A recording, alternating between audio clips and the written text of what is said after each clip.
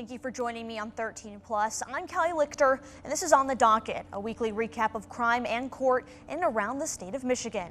This week, how a former Hudsonville football player is recovering after being shot multiple times in Alabama while buying a gun, and why Grand Rapids community leaders are coming together to help stop the violence. All of that and more is On the Docket.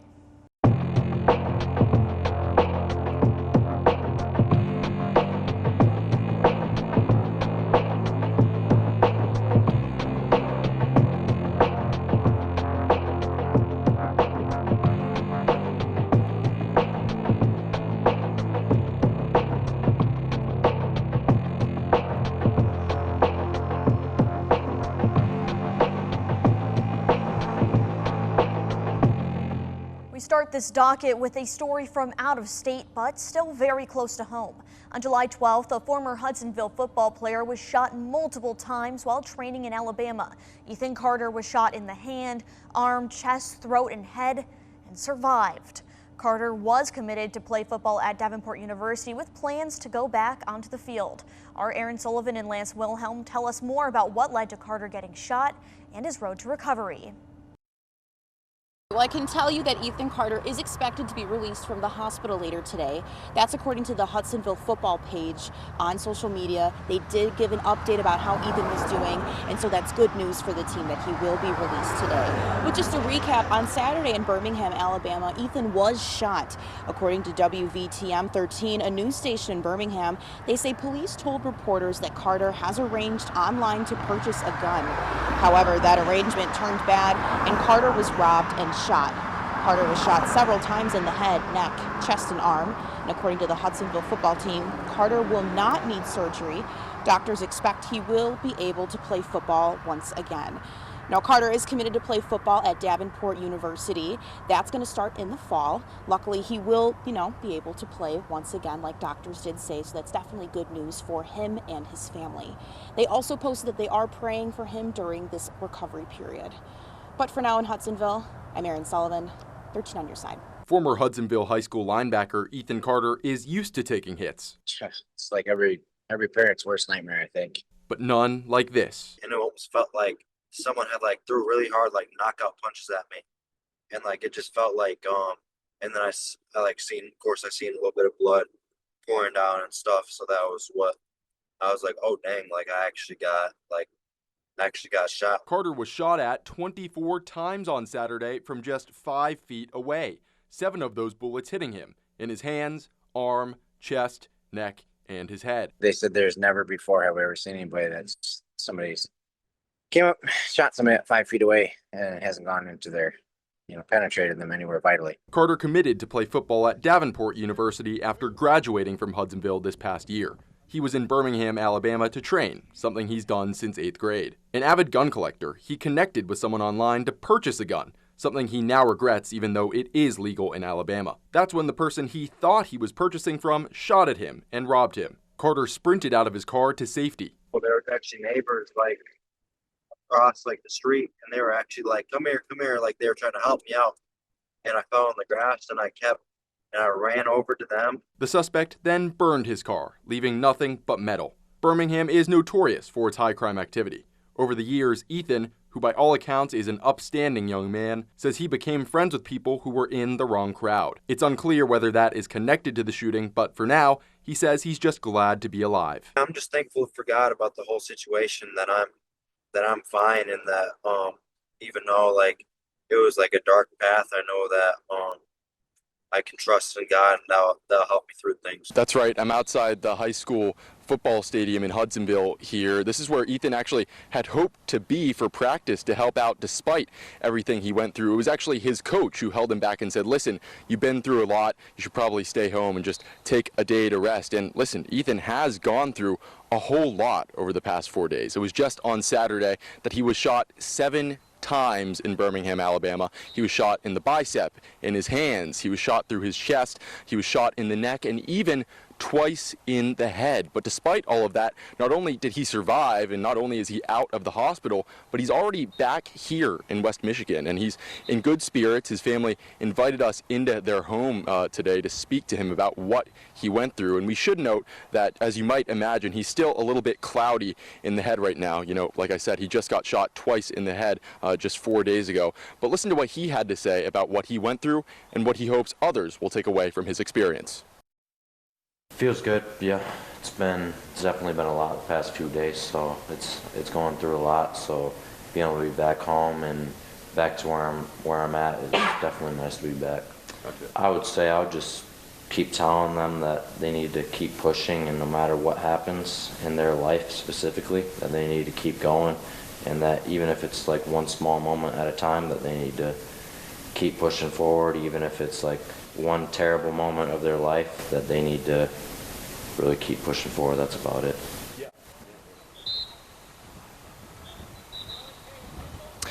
And you heard it a little bit just based off of what he was saying there, but Ethan, by all accounts, is someone who's always thinking about putting others before himself, and that's going for even in this very tough moment for him. That's part of the reason why he wanted to be out here at the high school to help out with the practice. He's not even a player anymore, but he wanted to put in the time to help that next generation of players, is what he said. He's still hoping to play football at Davenport University, where he's committed in the fall, but for now, he says he's just lucky to be alive.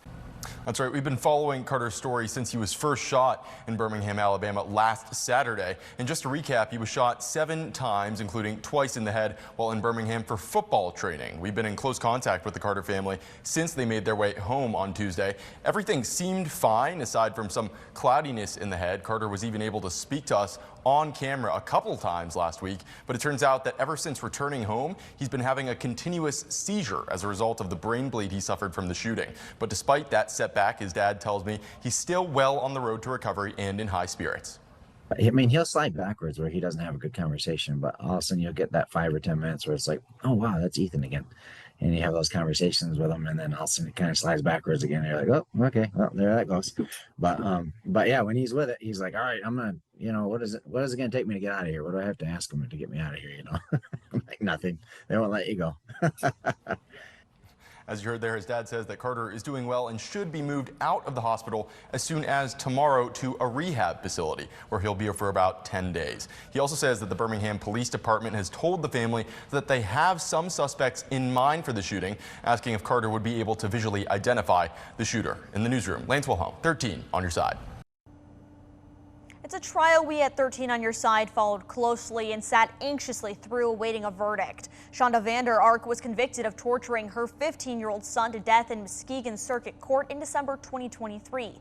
But now she's asking for a new trial. Vander Ark, along with her attorney, claims she was incompetent during part of her trial and that she received ineffective counsel. Arnick Nelson was in court as Vander Ark got part of what she motioned for. At this point in time, the court is making a ruling that the motion for a new trial based on incompetency is denied. This was the moment Muskegon County Circuit Judge Matthew Casel said no to a proposed new trial for Shonda Vander Ark on the basis that she was incompetent to stand trial. Vander Ark was convicted in 2023 of torturing her 15-year-old son, Timothy Ferguson, to death. Vander Ark's attorneys claim she was incompetent during the last day of testimony when she did not return to the courtroom due to mental health issues. The prosecution reacted to the judge's denial of the new trial on the competence issue. It's just when things turn bad for Ms. Vander Ark that she conveniently gets these moments where she just can't focus and she's mentally not able to be there.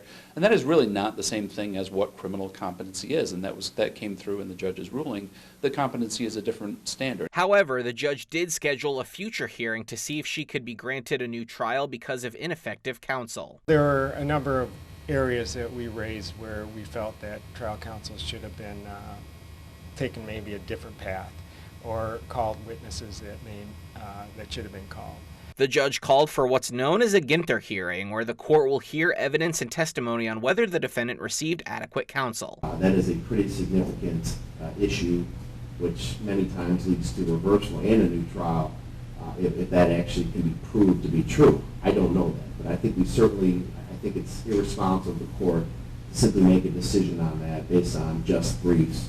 Prosecutors say they plan on meeting with Vander Ark's trial attorney, Fred Johnson, and will likely call on him to testify. Once you claim that your counsel was not effective, it opens the door for the prosecution then to be able to have those conversations and, in fact, present the outcome of those discussions in open court.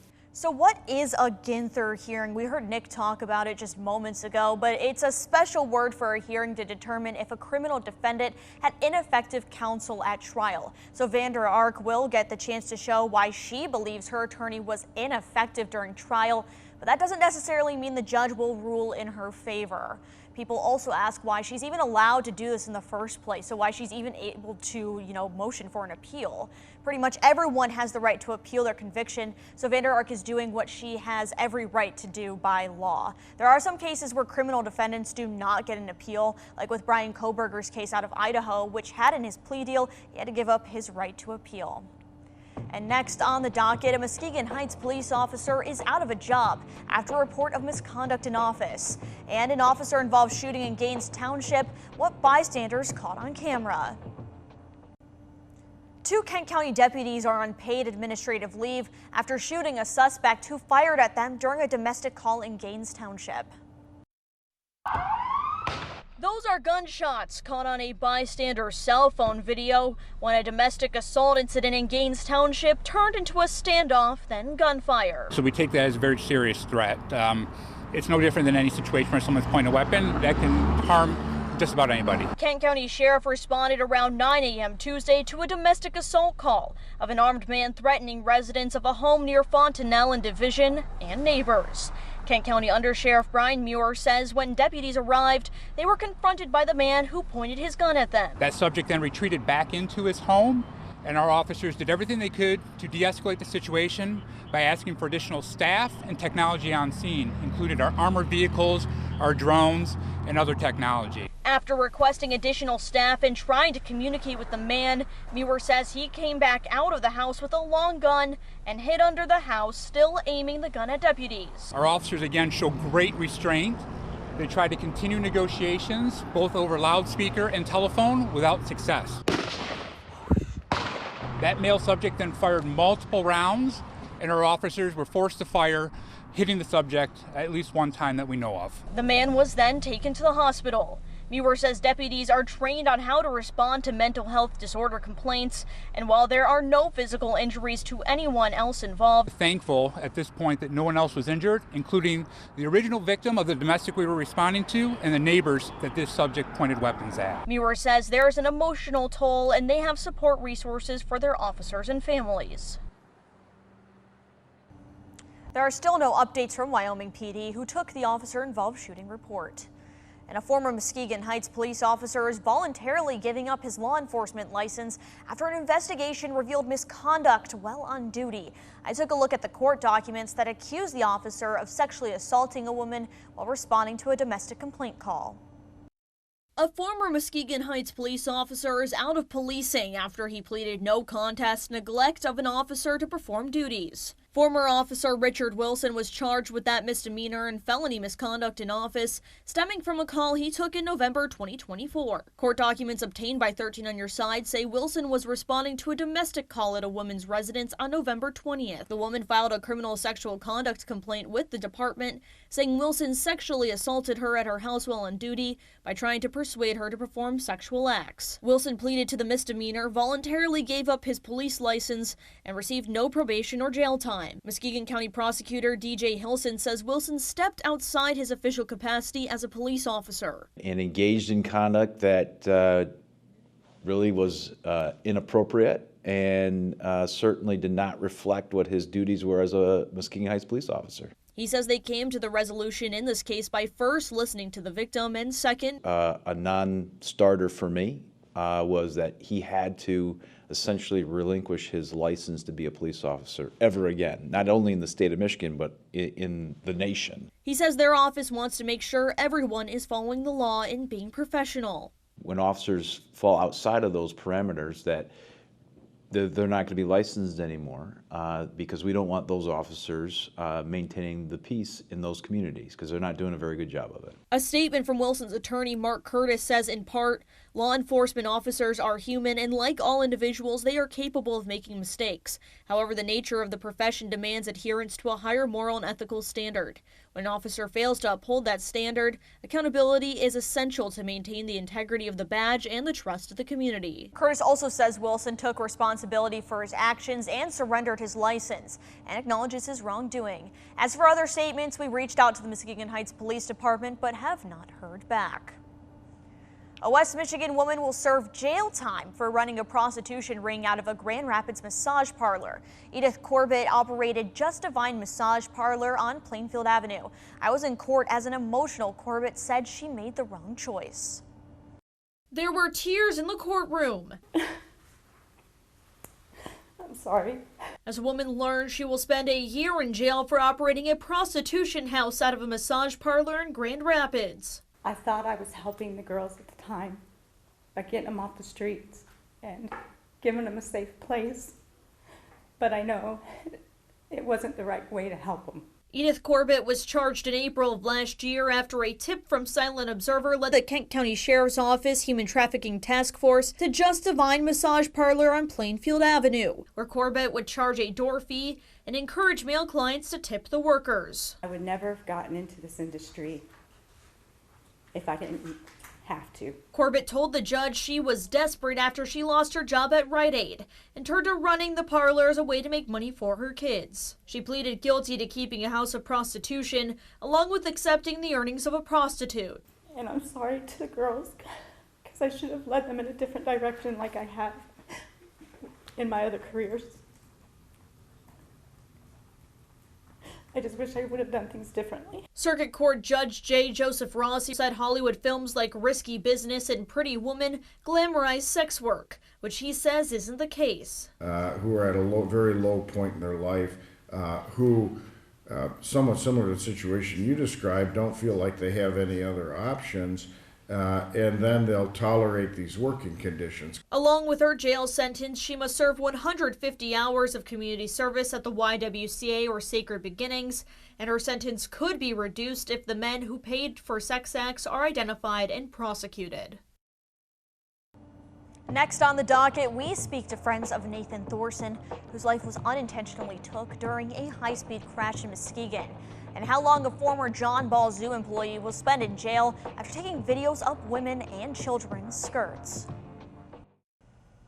On July 29th, neighbors and business owners witnessed a fatal high-speed crash in Muskegon on Lakeshore Drive. One man was dead, another in custody. Initially, we only had a police report to go off of, with our Lauren Baker speaking to one neighbor who says the problem of speed on the road needs to be resolved. For the better half of the afternoon, Muskegon fire and police officials have been out here on Lakeshore Drive trying to piece together exactly what happened. Also out here were neighbors who some say they heard the crash happen. We spoke to one of those neighbors who says he's not only sad but frustrated because he says this crash could have been avoided if an issue in the city had already been addressed, and that issue is speeding.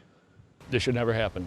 A wave of frustration hits part of Lakeshore Drive in Muskegon after a crash Tuesday afternoon. I don't know the person. I may know the person. It doesn't matter if I know him. He's gone. His family's lost him for no reason. That's Mark Fairmont. I was in our building in Lakeside.